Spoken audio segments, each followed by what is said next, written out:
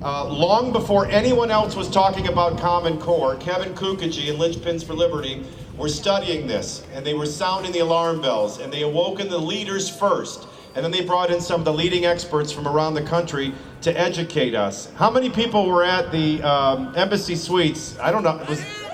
There you go. So see, and I absolutely insisted that I would not be here unless he was here, and I absolutely would not speak unless he was the very first speaker. He was the first to sound the alarm, and all of us listened and all of us followed, and if we ever have a victory, it'll all start with this first alarm. From Lynchpins of Liberty, Kevin Kookagy.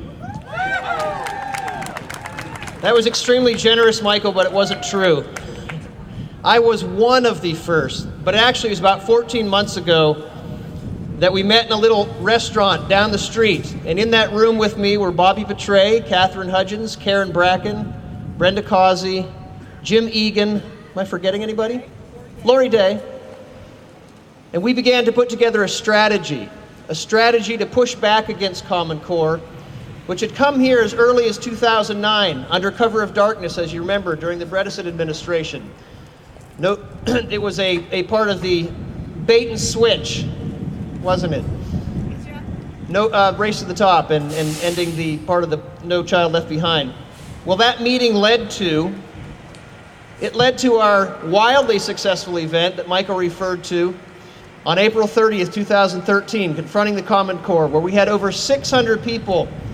And you know, we had over 1,000 registrants. We started off with a room of 300, we expanded to a room of 600, and we finally had to cut it off because of financial reasons. But because of fire code reasons, we had to turn people away. It was wildly successful. Many of you in this crowd were there. Media was there. And we had a panel of 5 experts who warned us against this common danger, which is the Common Core. From and after that point, you went out into the community, you educated your neighbors, you educated your legislators, you fought back, you wrote blogs, you appeared in media, you've endured ad hominems and invectives from the opposition, and now we are here at the moment of truth this week. This is the first part of the legislative process where we finally get to push back. And yet, strangely, at a time when many states across the country are awakening from their moral stupor, when they're beginning to push back against the Common Core, states even like New York, whose teachers' union rejects the Common Core. In this red state of Tennessee, with a supermajority Republican legislature no less, we have reasonable grounds for insecurity that our legislators are not acting in accordance with the will of the people. So we're here to remind them, aren't we? That they work for us, not the governor. And if they act not in accordance with the will of the people, then there will be political consequences for every one of them. Will there not?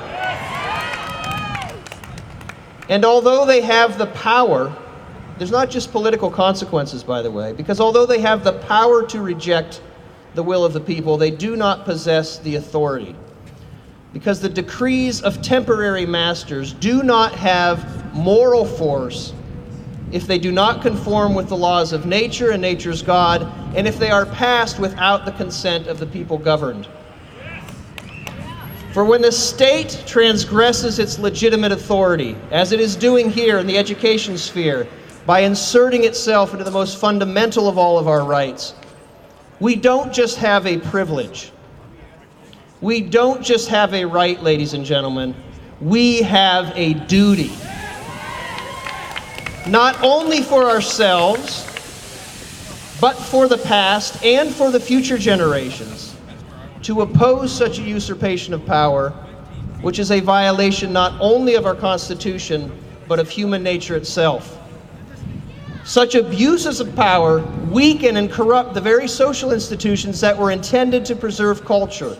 For when the state expands beyond its limits by inserting itself into our academic freedoms and our rights to teach our children the truth, it squeezes out those little platoons of church, family, individual association, and even local communities that are necessary for the maintenance of a free and civil society. I predict that if the legislature does not do everything in their power to prevent the further expansion of the Common Core, that there is a time coming when teachers in critical mass will refuse to teach the Common Core, that parents in critical mass will pull their students out of these public schools and teach them at home, where even bus drivers will refuse to transport students to schools that are teaching the Common Core. Ladies and gentlemen, when the government seeks to become the answer to everything, the government seeks to become God, demanding a loyalty that is reserved to God alone. The only correction for this abuse of power, the only correction, is resistance by those from whom the government derives its just power and authority. It is our duty. Thank you.